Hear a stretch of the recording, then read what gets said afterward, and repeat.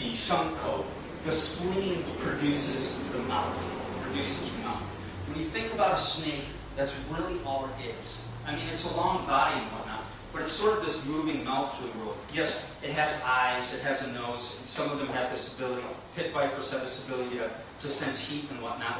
But unlike you or I, who can pick things up, or play the guitar, or run, or swing from a swing or a tree branch or something like that, all a snake can do is just kind of move through the world, this moving mouth. And unlike you or I, where our mouth is sort of hinged here, the snake's mouth can open very large and swallow an animal whole, can eat something. So, the spleen produces mouths. Now when we look at the organ of the spleen, the sort of biological entity of the spleen, we can see some of these same themes. Actually, all of these same things. All these same themes we can see in the spleen.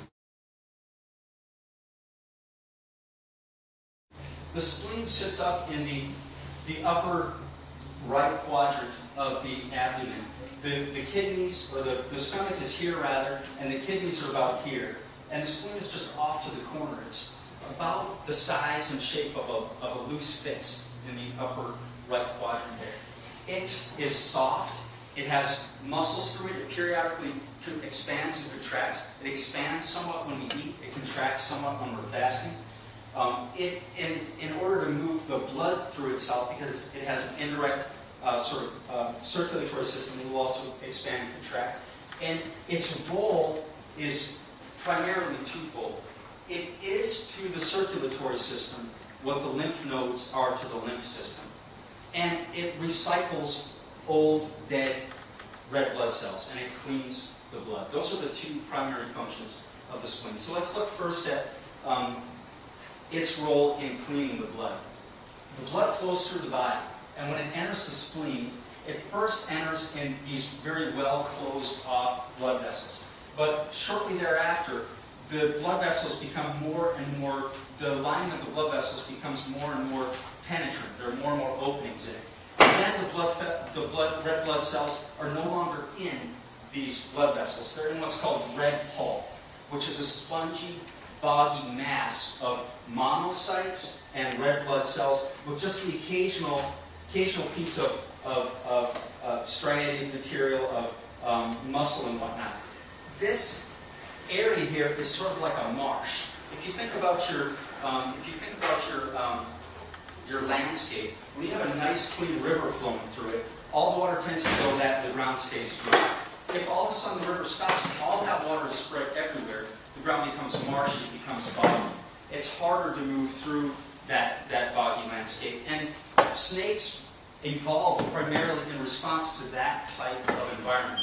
Snakes, some of these large snakes used to live in what were these shallow seas and swamps, where having limbs is actually a detriment. Has anyone ever tried to kind of walk through just a thick, swampy, kind of boggy area? Yeah. What typically happens? You ever lose your boots? I mean, after a while, if you've really gotten into it, you get to the point where the only way you can get your legs out and actually get forward is to get on your belly and kind of scoot along the ground here. And every time you really push with your foot, you just get stuck.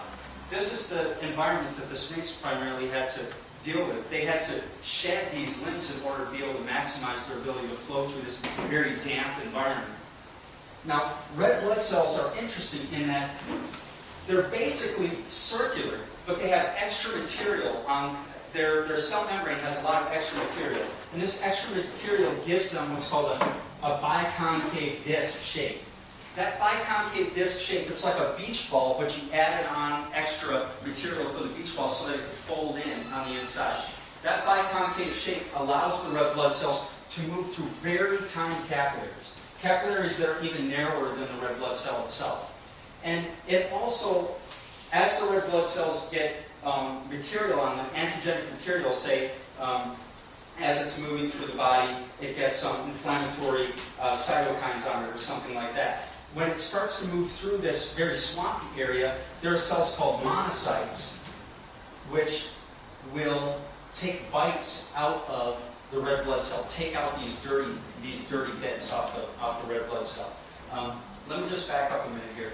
Monocytes are sort of like a a protocell. They can differentiate into two main classes of lymphocyte. One is the macrophage, and the other one is a dendritic cell. But when we're talking about these macrophages, what macrophages do is they take a bite out of what's around them. They actually bite something off, or they will engulf whatever it is that they're sensing as foreign, or whatever they want to engulf whole. So right away, these monocytes, which are in the spleen, they remind us of this image of the snake, this ability to eat something whole, to entirely engulf something. Half of the body's monocytes, 1/2 of your body's monocytes are in the spleen. So when you get an infection like mononucleosis or malaria or even like a bad wound or appendicitis, those monocytes are released from the spleen and then they go to that area to engulf all of the infected material or any material that's seen as pathogenic. Does that make sense? So basically the spleen is full of these physiological snakes. Snakes, typically, in their environments, most of them tend to become very specialized. For instance, the hognose snake eats only toads. It lives and it eats only toads. If the toads die off, the hognose snakes die off. They're designed to eat only toads. And there are a lot of these sort of one-to-one ratios of snake to prey.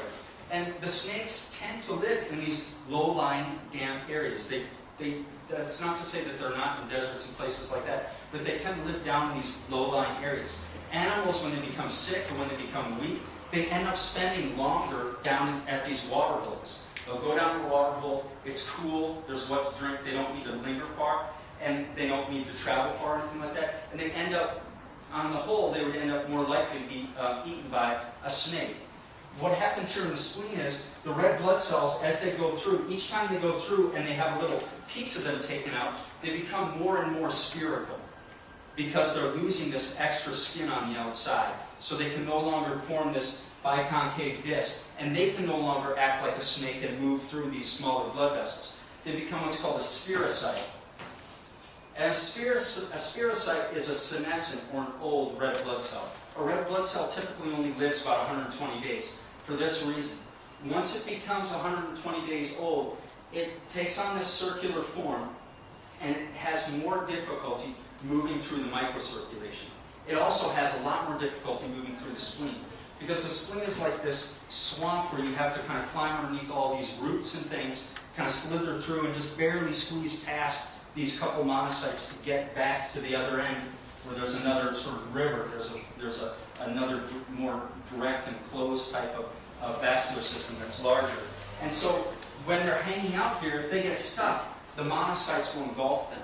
These monocytes will actually eat them, and then that material from the red blood cell, the hemoglobin, the iron, all of that is then shunted from the spleen over to the liver on the other side of the abdomen.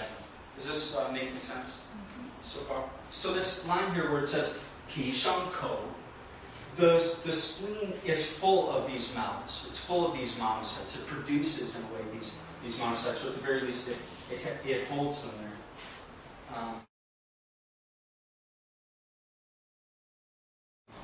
So just a little bit ago, we were talking about rheumatism, rheumatoid arthritis. These types of arthritis that people oftentimes associate with damp, and there are increased rates of those types of arthritis in people who are exposed to damp environments. For instance, people working in felt shops that used to always put the damp felt on one shoulder, they would tend to get rheumatism in that, or rheumatoid arthritis in that one shoulder. So what is rheumatoid arthritis? Rheumatoid arthritis is an autoimmune disease. And what they're starting to understand about autoimmune diseases is the result from what's called a clearance deficiency. And a clearance deficiency is very simple.